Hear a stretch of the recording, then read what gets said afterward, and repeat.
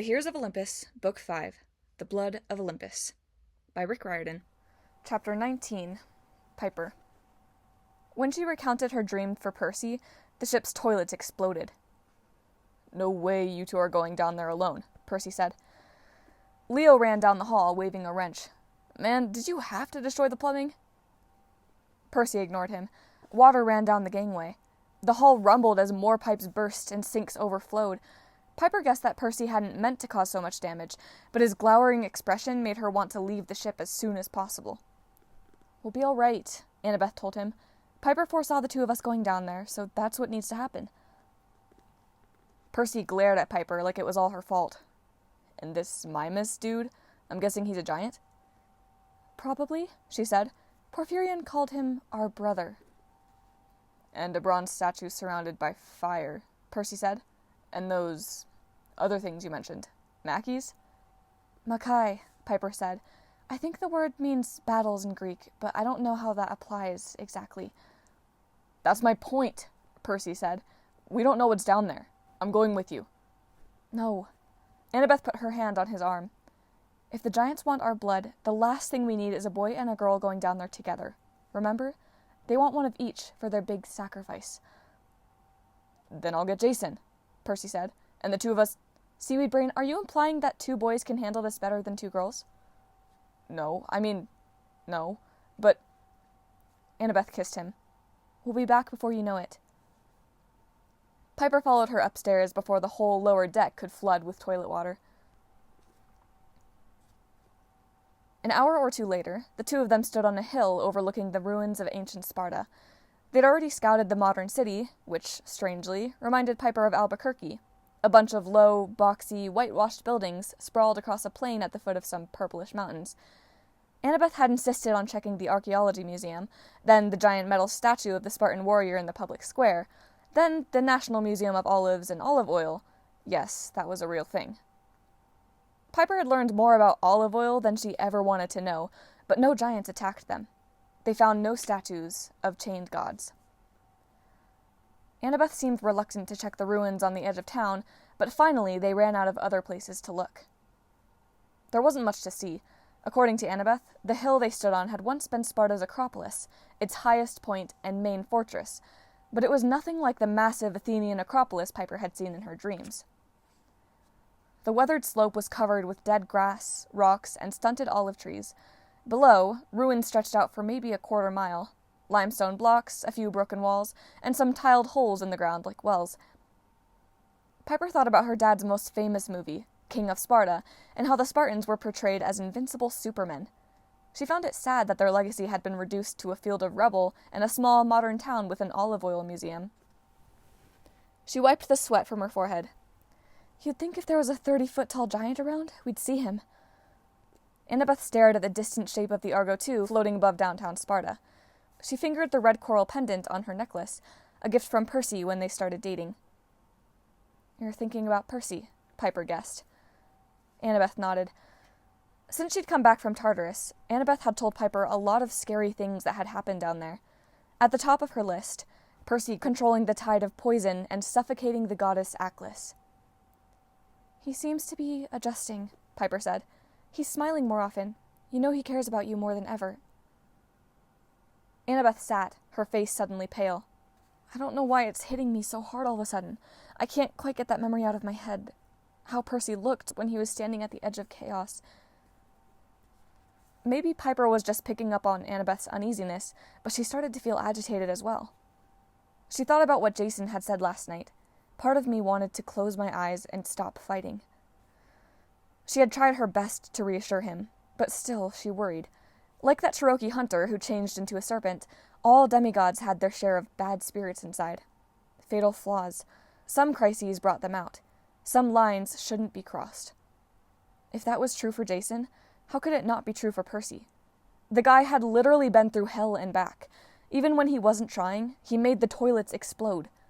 What would Percy be like if he wanted to act scary? "Give him time." She sat next to Annabeth. "The guy is crazy about you. You've been through so much together." "I know." Annabeth's gray eyes reflected the green of the olive trees. "It's just... Bob the Titan, he warned me there would be more sacrifices ahead. I want to believe we can have a normal life someday, but I allowed myself to hope for that last summer, after the Titan War. Then Percy disappeared for months. Then we fell into that pit. A tear traced its way down her cheek. Piper, if you'd seen the face of the god Tartarus, all swirling darkness, devouring monsters and vaporizing them, I've never felt so helpless. I try not to think about it. Piper took her friend's hands. They were trembling badly. She remembered her first day at Camp Half-Blood, when Annabeth had given her a tour. Annabeth had been shaken up about Percy's disappearance, and though Piper was pretty disoriented and scared herself, comforting Annabeth had made her feel needed, like she might actually have a place among these crazy powerful demigods. Annabeth Chase was the bravest person she knew. If even she needed a shoulder to cry on once in a while, well, Piper was glad to offer hers. "Hey," she said gently, "don't try to shut out the feelings. You won't be able to. Just let them wash over you and drain out again. You're scared." "Gods, yes, I'm scared." "You're angry." "At Percy for frightening me," she said. "At my mom for sending me on that horrible quest in Rome. Well, pretty much everybody. Gaia, the giants, the gods for being jerks." "At me?" Piper asked. Annabeth managed a shaky laugh. "Yes, for being so annoyingly calm." "It's all a lie. And for being a good friend." "And for having your head on straight about guys and relationships and... I'm sorry, have you met me?" Annabeth punched her arm, but there was no force to it. "I'm stupid, sitting here talking about my feelings when we have a quest to finish." "The chained god's heartbeat can wait." Piper tried for a smile, but her own fears welled up inside her. For Jason and her friends on the Argo too, for herself if she wasn't able to do what Aphrodite had advised. "In the end, you will only have the power for one word. It must be the right word, or you will lose everything." "Whatever happens," she told Annabeth, "I'm your friend. Just remember that, okay?" "Especially if I'm not around to remind you," Piper thought. Annabeth started to say something. Suddenly, a roaring sound came from the ruins. One of the stone-lined pits, which Piper had mistaken for wells, spewed out a 3-story geyser of flames and shut off just as quickly. "What the heck?" Piper asked. Annabeth sighed. "I don't know, but I have a feeling it's something we should check out." 3 pits lay side by side like finger holes on a recorder. Each one was perfectly round, 2 feet in diameter, tiled around the rim with limestone. Each one plunged straight into the darkness. Every few seconds, seemingly at random, one of the 3 pits shot a column of fire into the sky. Each time, the color and intensity of the flames were different. They weren't doing this before. Annabeth walked a wide arc around the pits. She still looked shaky and pale, but her mind was now obviously engaged in the problem at hand. "There don't seem to be any patterns. The timing, the color, the height of the fire. I don't get it." "Did we activate them somehow?" Piper wondered. "Maybe that surge of fear you felt on the hill? We both felt." Annabeth didn't seem to hear her. "There must be some kind of mechanism, a pressure plate, a proximity alarm." Flames shot from the middle pit. Annabeth counted silently. The next time, a geyser erupted on the left. She frowned. "That's not right. It's inconsistent. It has to follow some kind of logic." Piper's ears started to ring. Something about these pits. Each time one ignited, a horrible thrill went through her. Fear, panic, but also a strong desire to get closer to the flames. "It isn't rational," she said. "It's emotional." "How can fire pits be emotional?" Piper held her hand over the pit on the right.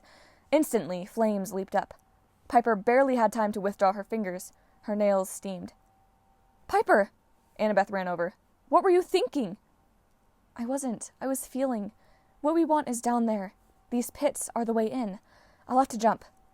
"Are you crazy? Even if you don't get stuck in the tube, you have no idea how deep it is." "You're right." "You'll be burned alive." "Possibly." Piper unbuckled her sword and tossed it into the pit on the right. "I'll let you know if it's safe. Wait for my word." "Don't you dare," Annabeth warned. Piper jumped. For a moment, she was weightless in the dark, the sides of the hot stone pit burning her arms. Then the space opened up around her. Instinctively, she tucked and rolled, absorbing most of the impact as she hit the stone floor. Flames shot up in front of her, singeing her eyebrows, but Piper snatched up her sword, unsheathed it, and swung before she'd even stopped rolling. A bronze dragon head, neatly decapitated, wobbled across the floor. Piper stood, trying to get her bearings. She looked down at the fallen dragon head and felt a moment of guilt, as if she'd killed Festus. But this wasn't Festus. 3 bronze dragon statues stood in a row, aligned with the holes in the roof. Piper had decapitated the middle one.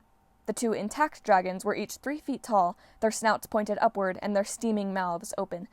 They were clearly the source of the flames, but they didn't seem to be automatons. They didn't move or try to attack her. Piper calmly sliced off the heads of the other 2.